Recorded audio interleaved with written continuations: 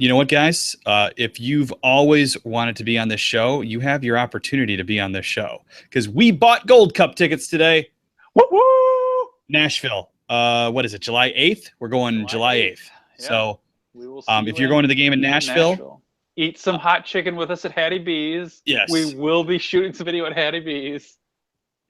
And then come on, be on the air Princess with us too. It'll be great. Yes. And come speak to us. Make fun of us. We don't care. Just come say hi if you watch this show.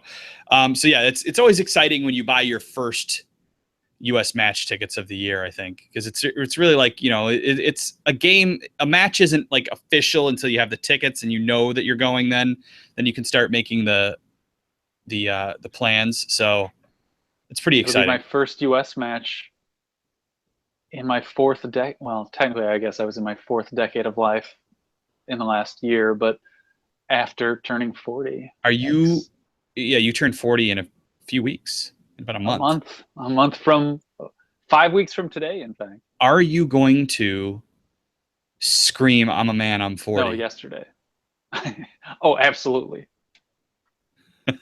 I think you have to. So yeah, it's always exciting when you get your first match tickets of the year, because then you can start looking at, hotels and thinking about the plan around the trip, and I don't know, I love it. So, and we've been to Nashville for a U.S. match, and it was a blast. So we're very excited to be going back. Very cool city. We are looking forward to being inside you again, Nashville. Tennessee, hotbed of soccer. Also, we want to say hello and welcome to everybody who watched us Tuesday night. If you're joining this show, we got an insane amount of views on the Tuesday night show where we talked about the She Believes Cup. So thank you for watching. If you watched that, we got some heat from some French fans who were all like, yeah, it wasn't that you guys lost. It was that we beat you. Which, to be fair, is, partially true. I think we do sometimes lose sight of the fact that we play poorly. Any team that you follow sometimes plays poorly because the other team plays well. And France played great the other night. I think it was the second goal where their striker pulled it down and kind of cut it over and beat the goalie. It was really an amazing goal. So yeah, they played well. Hats off to them. And it is something to consider. I think Raj and Devo were talking about this on the Men in Blazers podcast too, specific to Arsenal fans like you and I, where we exist in a bubble. And we don't really see outside of our own team's bubble sometimes.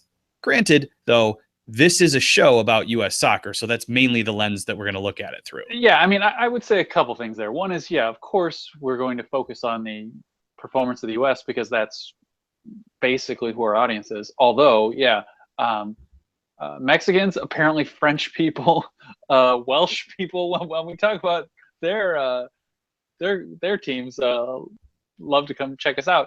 So welcome all of you. But yeah, I would say, of course, we're going to focus a little bit on the U.S., but I think it's natural to pick apart the deficiencies your team shows, even as you can say the other team was better. I mean, I look at like the U.S. playing Argentina last summer in the Copa America.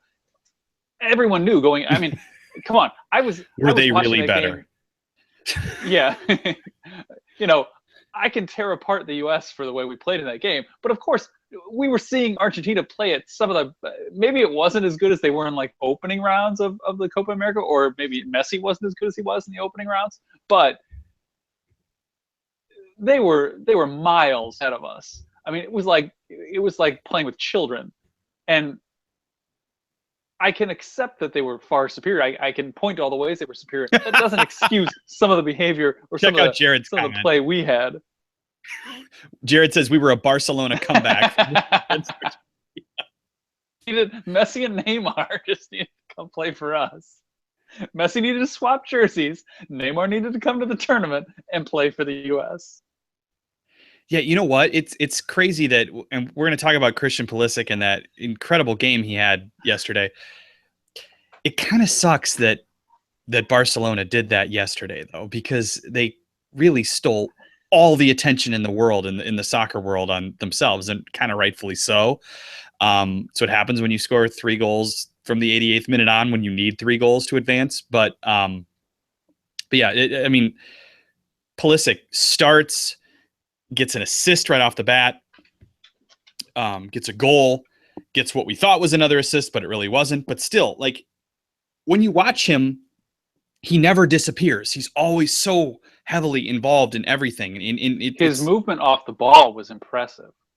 I mean, that was that second goal. Was he saw what was coming, and he starts making that run from kind of the center, maybe a little bit farther to the far post, or to like the left post, and starts making the run to his near post, to the right post, because he sees what's happening. And yeah, that ball comes through, and it's just boom, he chips the goalie. And that's one of those that, like, that takes that's a level of talent, of vision, that isn't simply trained into you. That some of that is just inherent.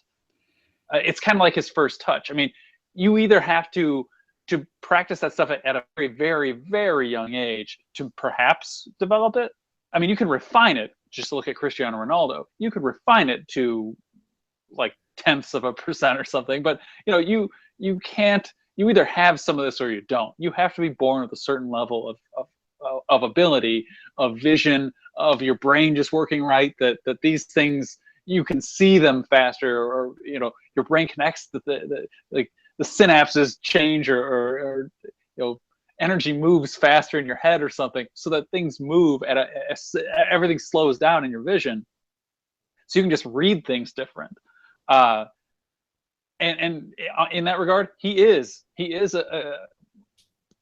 I don't want to say it, but he's on the verge of being like a superstar.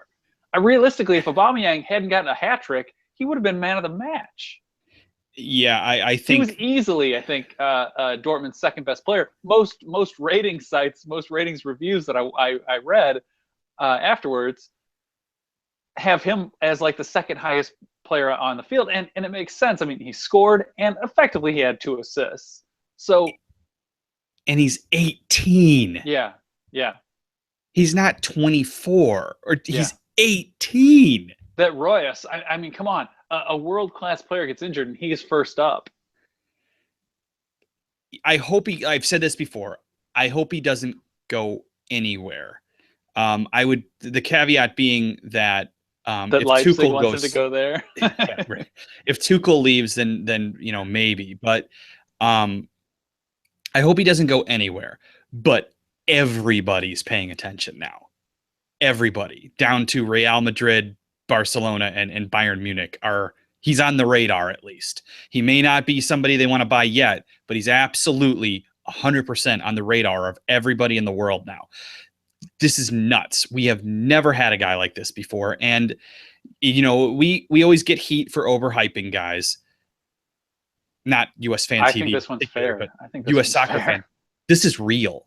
And he's just so damn calm all the time when on the pitch, or, when he's being interviewed, he's just so calm. And he's not a prick about it. And he's not, he's not like, he seems cool with it all. Like, he understands that I have to work this hard, but at the same time, he also understands, like, I'm good enough to be here. He's not. He doesn't seem like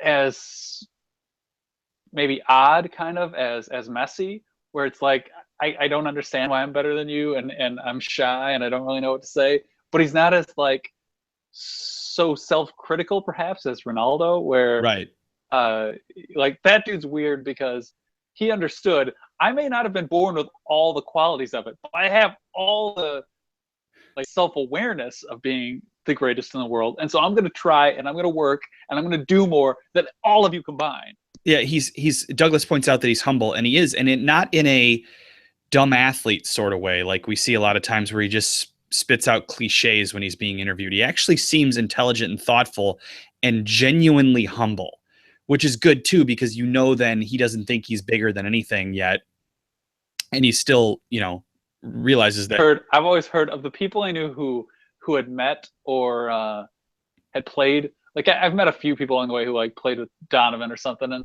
and they always talked about, like, oh, he was a dick even as a kid, like even as like a teenager. He knew he was better than everyone, and he let you know it. Sanchez to I all know of a his kid well like that. teenage players. Yeah. But yeah, he's got everything, and it's, you never know. There could be a bad injury, a series of injuries. There could be, he could fall out of favor with a different coach or something like that. But Yeah. Well, there's 100,000 things. I mean, it happens all the time. But but barring a terrible injury, which is the one thing he probably couldn't control, I think he could pretty much handle about everything else that's thrown at him. I really think he's going to end up being our best player of all time. I think we'll be saying that by the time he's 21, probably, or 22. Yeah, which is nuts. I mean, all of it, because I mean, now that I can kind of look back on some of it, I realize like I would have been an asshole if I was given like millions of dollars at 19 or something. Like at 19, 20, like, oh, I get why these guys are self-absorbed pricks. I would have been terrible if you gave me that kind of money then. Or it was just like, you know what? I don't care. I could buy this place and throw you all out or something. Like I would have just been an ass. Some guys are talking about the tattoo that he has. I haven't seen it. What is it? Do you know? I have seen it, but I haven't seen it up close. I've just noticed that he has one. Full clown face on his back. Yeah. Or the that Beckham tattoo on his neck that looks like a Nazi eagle. He's like, yeah, what? That's what a little were you bit thinking close when you got that. Like, yeah, that's especially for an Englishman. He's got the does he have the Yeah. Dale Earnhardt 3 with the wings and halo? Yes, yeah. NBC logo. Exactly it.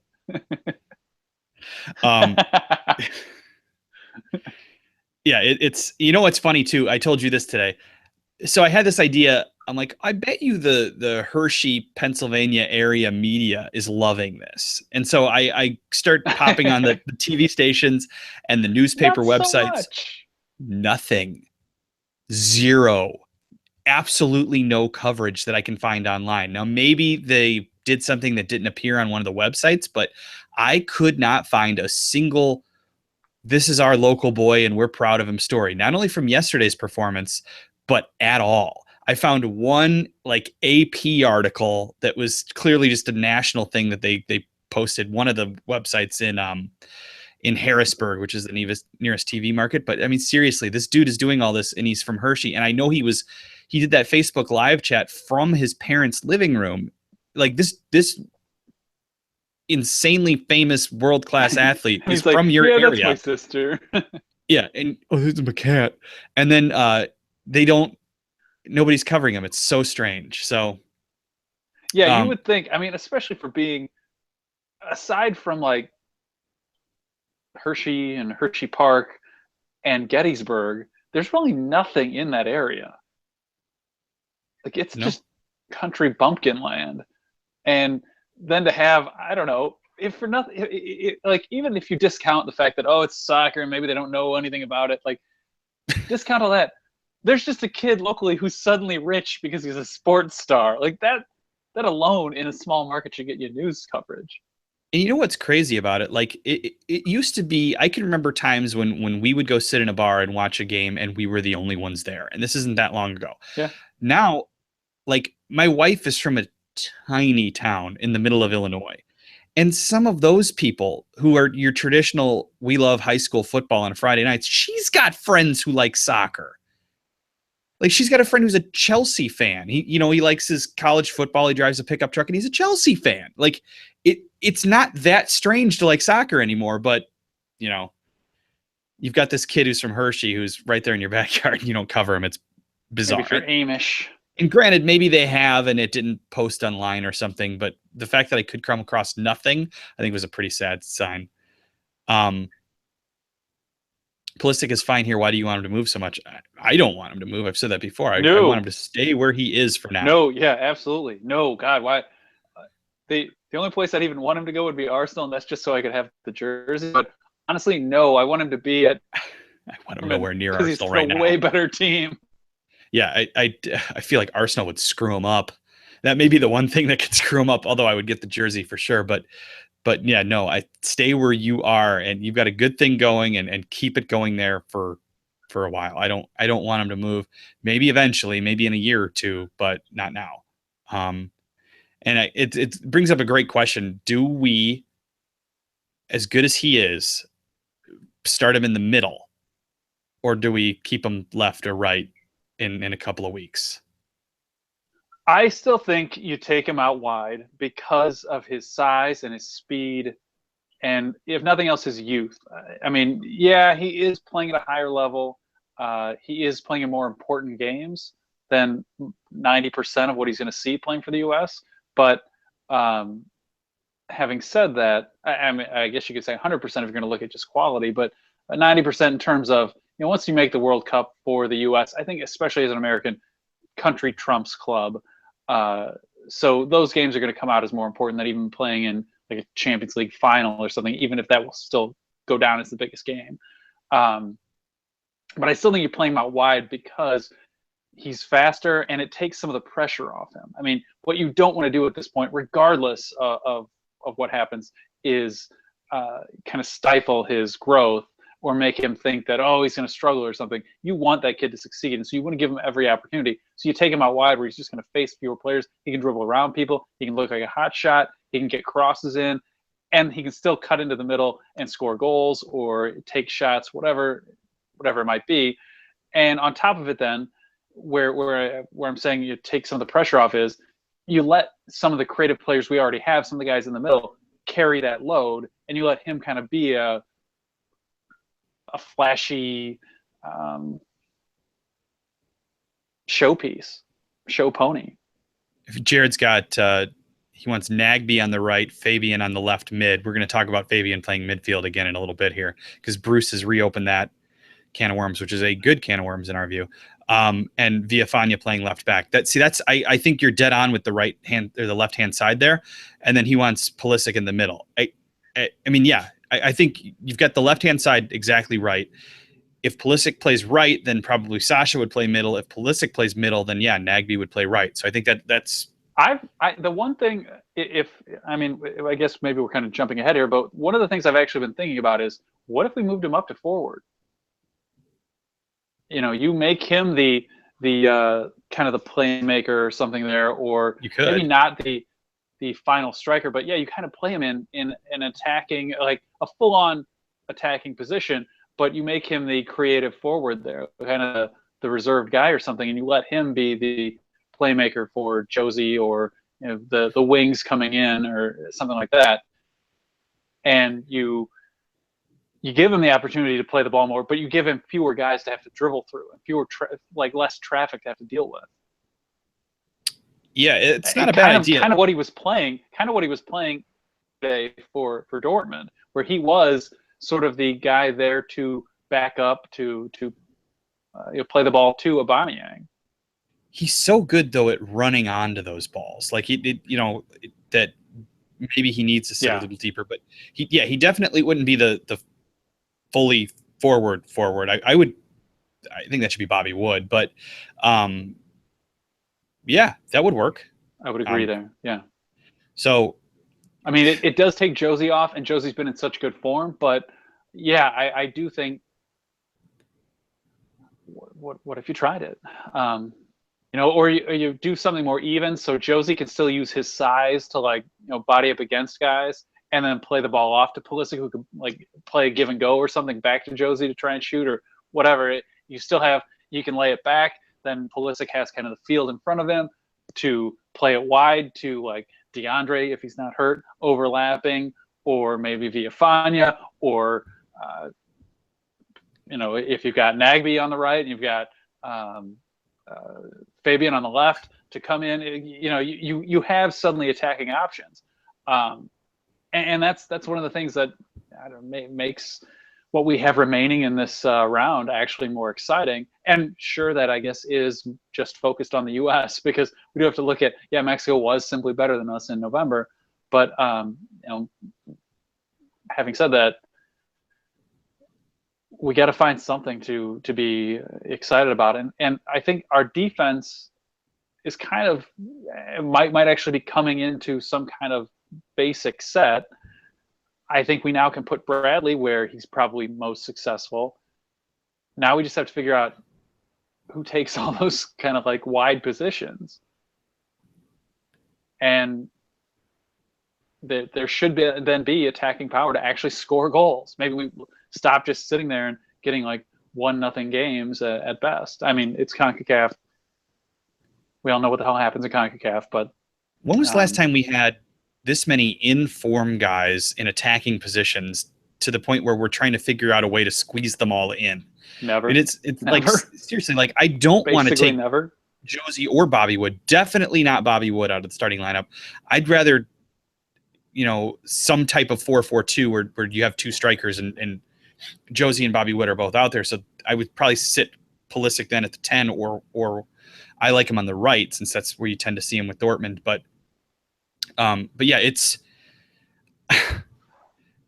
we better not lose these games, because we seem to have more depth than we've had in a long time. It's pretty fun to think about that, where we're not stretching for who's going to play certain positions like we normally are. I mean, we've got guys like Jordan Morris was brought up, and Jesse Zardes.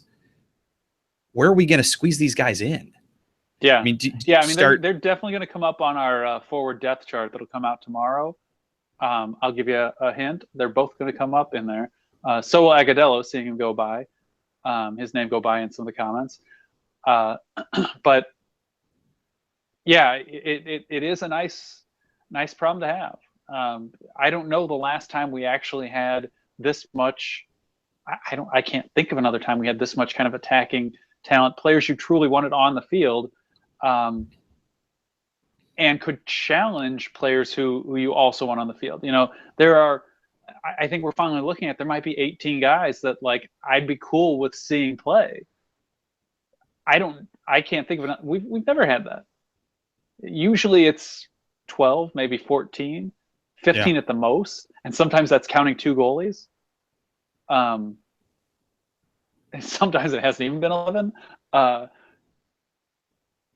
We're looking at, we could have a B squad that is still actually guys I'd like to see play, guys that I want out there representing the U.S. because I think they deserve to be. God, no Wando, please, no Wando. Let's we should ban his name from this show. Bruce said a bunch of things yesterday. He's been doing these Facebook Live, which is cool, but we like to make fun of where he does them, because it looks like he's in like literally a cubicle in the movie Office Space. There's like a inkjet printer behind him. It's just the most drab, boring set, but he says lots of interesting things. PC load letter yesterday. It was all PC load letter. Swing line stapler. So where do we want to start here with should we start with Fabian? Well, I would say first, yeah, he does note, Bruce said he's got 23 to 25 guys. He's got 40 guys he's looking at, roughly 40 right now. He says he's going to whittle down to 23 to 25 by Wednesday, and that's when he's going to come out with his list, is next Wednesday, the 15th. So be looking for our predictions on the 25 by Tuesday, so we can see if we actually manage to come in and match Bruce or beat him. And then, he plans to be in Kansas City this weekend watching Sporting KC versus FC Dallas. Now, that brings up a number of questions to me. Does that mean he's looking at defenders? Is he considering Matt Hedges and Walker Zimmerman? Is he looking at Graham Zusi maybe as a right back position? Because, and I saw it in the comments too, because DeAndre is hurt right now. Now, it's that injury is supposed to be mild. Rafa Benitez says 1 to 2 weeks or something, but 2 weeks, if he isn't on the field, that is pushing right up against our time. So that should be into the international break already. Does he play? I think he probably still gets called up, gets called into camp, and they see how he's doing. But you also have to wonder, how much is the club going to pressure? Don't put him out there because we don't want him hurt. So I don't know. Could Bruce be looking to that? Or, based on his form so far, is Kellen Acosta getting some attention? Because the way he's looked preseason, he looked amazing. Yeah, I think he's a good player. I don't know that he's getting called up, but I have seen some people who are already predicting the roster for the March qualifiers, and they are putting him in there. So starting or in the line in the just in the 23. But yeah, I don't think he's good enough to start, but I think he may make this team. I don't think he starts yet. Right now I think the starting lineup. I'm guessing you could pick it from probably 15 guys maybe, because and that's counting possible injuries, because I just think Bruce is going to go pretty standard here. These are games that there's no room to screw around. I mean, if we lose either of these games, we're kind of up against the wall. I think we'll still qualify, but all of a sudden there's new pressure on. It starts getting in players' heads. People won't trust Bruce. It gets the fans against everyone. Douglas says Bruce won't take Jones out of the roster. He doesn't have a choice because Jones is suspended. So well, he could bring him and play him in the second game. So I'm wondering where that'll go. I think he's probably still going to bring him, which makes me think guys like Kellen Acosta might not make the list because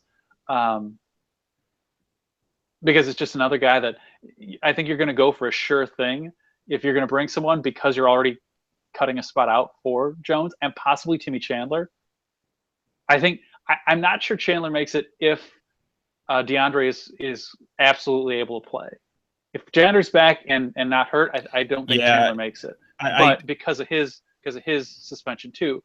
But yeah, if DeAndre's questionable, I could see where Chandler gets a spot, because who's next up at right back, and I think it's probably still him. Now, granted, that means you got to take a third guy too if you're bringing DeAndre and Chandler in, because somebody's got to play in that first game, and then you start looking at that's an awful lot of. I mean, three spots for one position, 3 players for one position out of 23 men. That's then you start looking at you got to have sure bets for the other. I'd only let Timmy Chandler back in if we were out of human beings to play, because I think he should be punished for dogging it the way he did, especially against Costa Rica. I mean, he was dragging ass. He didn't care, and I don't see Bruce as a guy who's going to put up with that. So no, unless we absolutely need him, I don't think he should be back in. But that said, he was one of the guys that Bruce,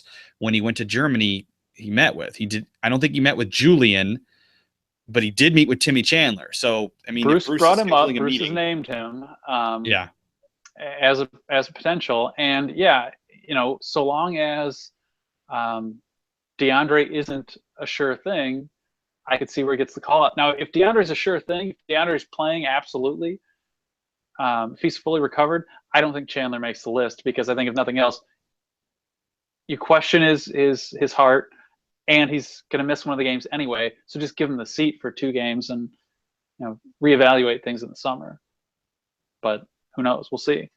Talked about Deuce. That brings us. Yes. Oh, actually, happy birthday. Happy birthday, Clint Dempsey. I tweeted it out, but yes.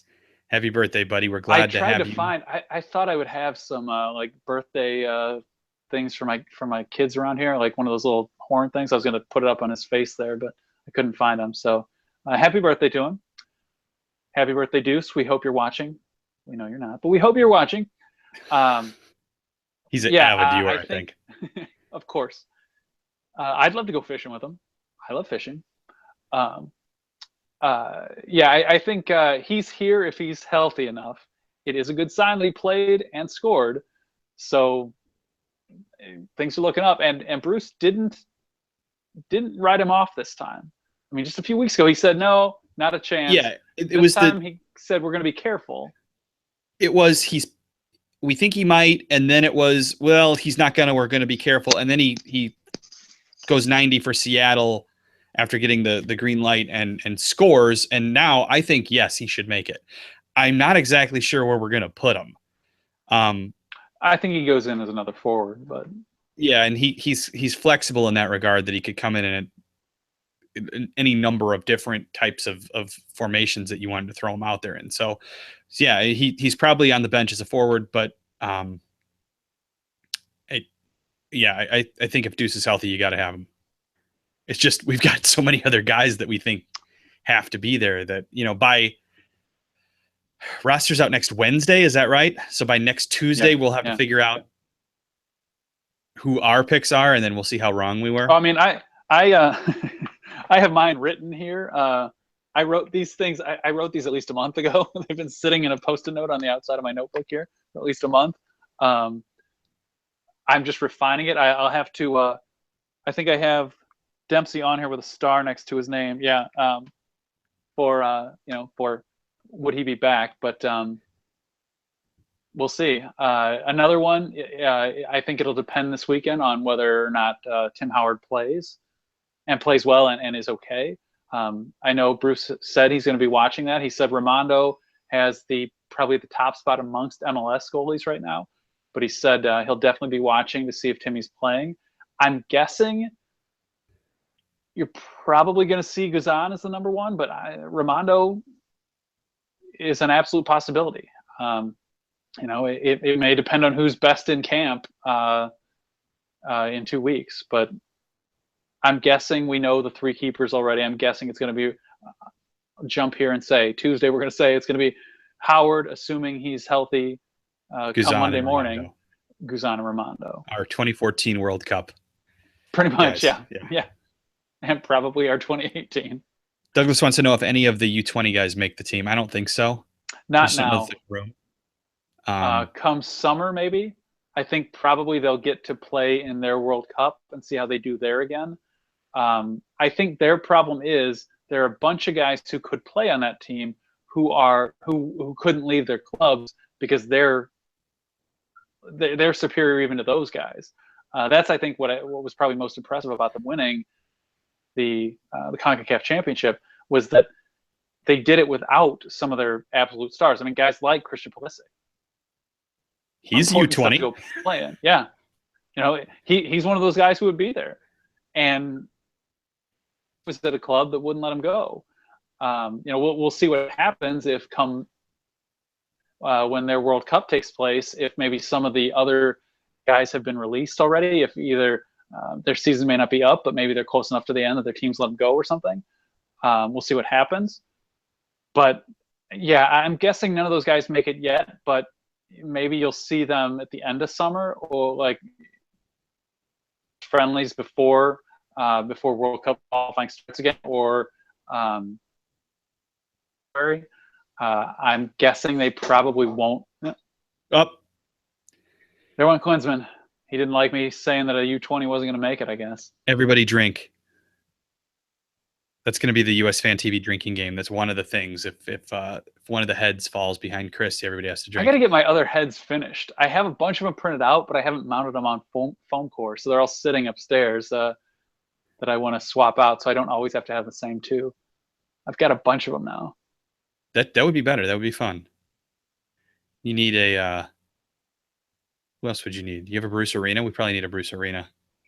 I don't think I have a Bruce. I do have. I've got Bradley. I've got Brooks. I've got Jones. I've got Snowfro Jones. Oh, Snowfro Jones is a great one. Yeah. Oh, I was like, why didn't I think of this one before? I tried to get Donovan with the sunglasses, but I don't think I could. I think I got him Algeria goal celebration. Oh, okay. Also a good one, I would say. I've got Bradley. I've got Pulisic. I've got Josie. I literally have a pile of them. I just haven't mounted them to foam core. And anyway, Fabian to midfield. Bruce brought that one up again. The one that everyone was talking about because a month ago Bruce said it, and everybody said, whoa, he's a midfielder now. And he went, well, I think we're still going to keep him as a defender. And now he brings it up again. So Fabian is left midfield. A lot of people say they don't like it. I feel like he's our best player right now. Why would you stick your best player in defense? Stop doing it. I mean, that was the whole reason Klinsmann kept trying to move Bradley up the field was he's too important of a player to be sitting back essentially in between or sometimes behind our center backs, which I could all complain about and have some reasons. But anyway, whatever. On to Fabian. I like him as left midfield. I think that'll be awesome, and I think it gives the chance. I liked what I saw from Villafana. I know it was lesser opponents. I know it was only his first 2 games, but so what? And on top of it, Fabian gives you midfield defensive coverage, so you've got a little bit of support there. If people come bombing down the right, he's not just an empty shirt on defense. So I'd like to see it. Yeah, I would too. and that's where he plays mainly in Germany, doesn't he? I've seen him there Hmm. more often than I not. mean, he's in the midfield. He's on the left or the right. He's been on the right, Yeah. I think, a lot lately. But I mean, if I haven't actually watched their lineups lately, but judging where I see him playing, he's often on the right. But he's one of those guys who kind of gets the free reign to move around a lot because he is creative, because he can play, because he can make passes, and he can shoot and score. Anything left on Bruce's notes, or do we want to move on to your? You've got a piece coming out on USfanTV, a website you should read every day. Did we note Cameron already? Cameron being We have back not now talked 2 games in a row. We haven't really talked DeAndre yet either. That's true. We got to discuss both of them. DeAndre, should hopefully be back. Hopefully they're even overstating his injury problem. It'll be something he recovers from quickly. It's unclear how much muscular damage there is. If it's just like a bruise or a grade 1 tear or whatever. I know grade 1 is basically like it's just injured. Grade 2, I think, is like there's a tear to partial muscle. Grade 3 is all the way through. Clearly, it's not that. It seems it's got to be pretty slight if they're saying a week or two. Hopefully, that's all it is. I didn't see any updates this afternoon. Everything. So I'm hoping he'll be back because absolutely he's now our starting right back. Jeff Cameron did say he was feeling sore after his first game, but 2 games through 90 minutes, he made it. I mean, he was sore through the first one, but he played again on just a few days rest and played against City. So, it was a big game for him. Notably, Stoke has not lost in 2 games since he returned.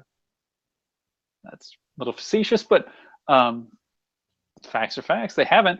He wasn't great yesterday, but he did stop Kevin De Bruyne from really helping their offense get going. So it's a positive thing to see, especially for a guy that we really need in our defense. Okay, the people want to talk about Paul Arriola, damn it. So we should talk about Paul Arriola. He scored yesterday against Club America, which was awesome. He scores when he wants. Yeah, and yeah, I think there's a place for Paul Arriola on this team. The little man gets it done. He is small. Yeah, he is a wee man, but he is definitely playing beyond his size. Yeah, I think he's probably reached the point where you can't deny him any longer. I think he probably gets the call up here. I don't know where you put him in this line, but I guess he would probably be. Maybe you start looking at him as the right midfielder instead of say Nagby. He's definitely been more consistent than Nagby lately. Yeah. Now, granted, Nagby has been in the off season, but Nagby's history is inconsistency. So now, at the same time, on the right, assuming Pulisic is somewhere else. I mean, Pulisic's number one, the number one choice in almost any position he plays. So, but yeah, Paul Arriola seems to be at the peak of his career right now. And if we want people in form, he is as in form as he's ever been. So, yes, I think that he gets a spot somewhere. We'll just have to figure out where. Actually, we don't have to figure out where. Bruce will have to figure out where. But yes, we got to figure it out for our list on Tuesday. I think he may change the depth charts from the midfield that we had last week, just based on the way he's playing already. I kind of think maybe Kellen Acosta is doing the same thing, but Arriola is even better because, he's scoring, and I mean he's looking.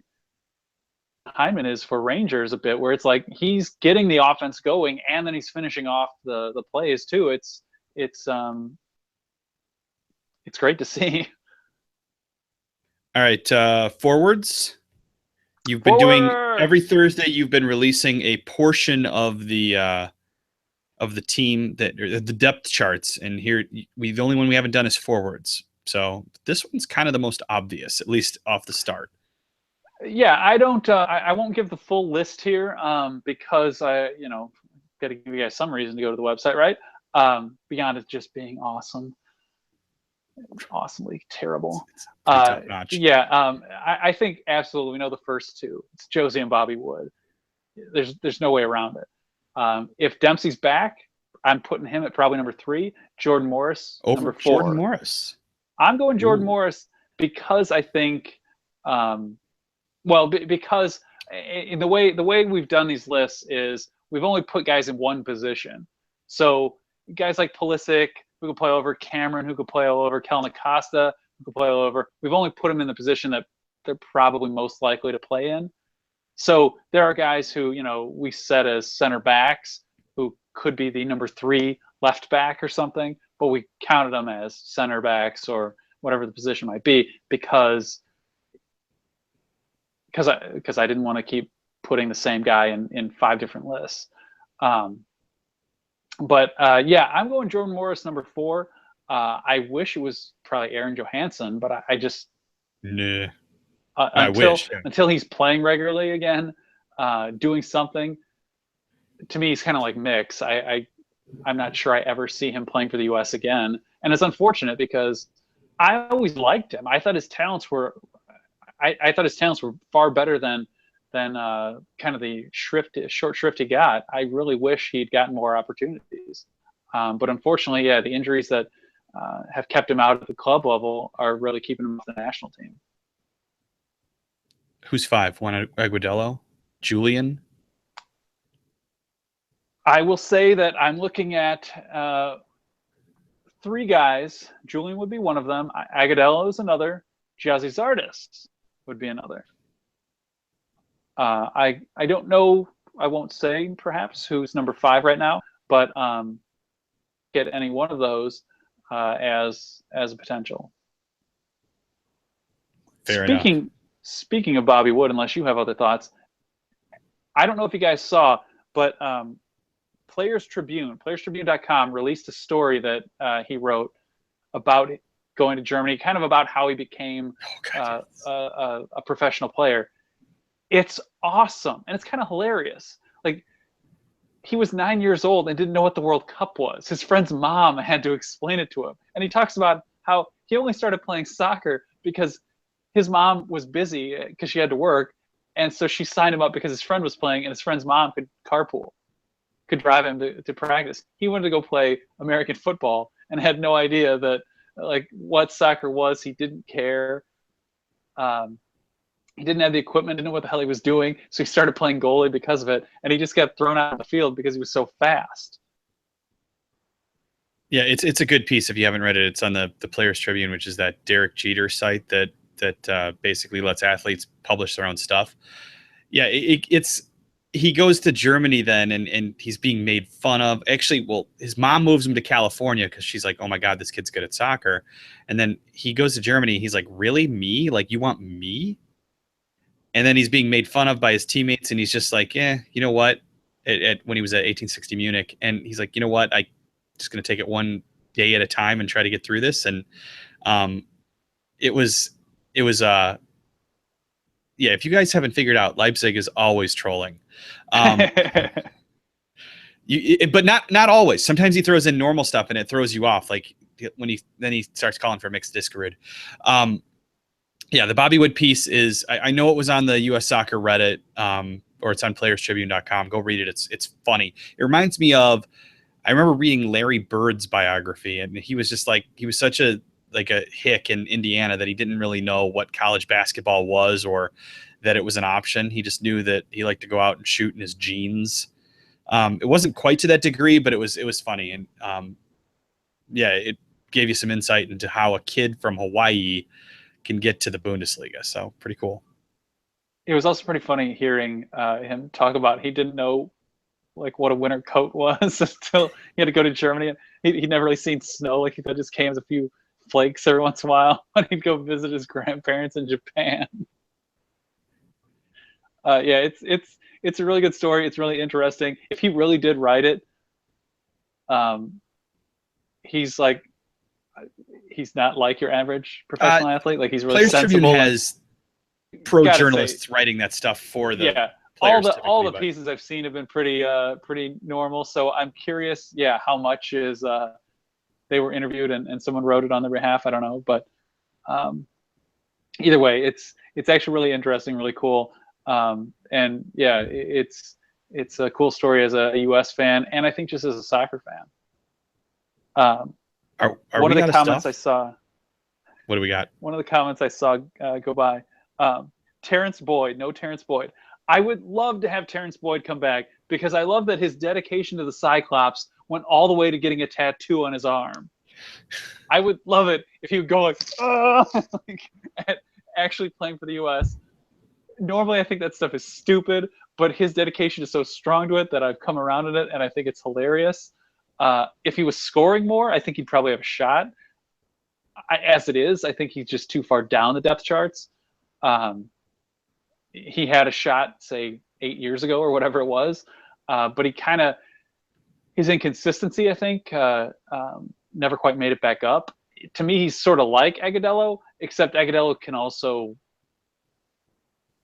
in a sense, try shit.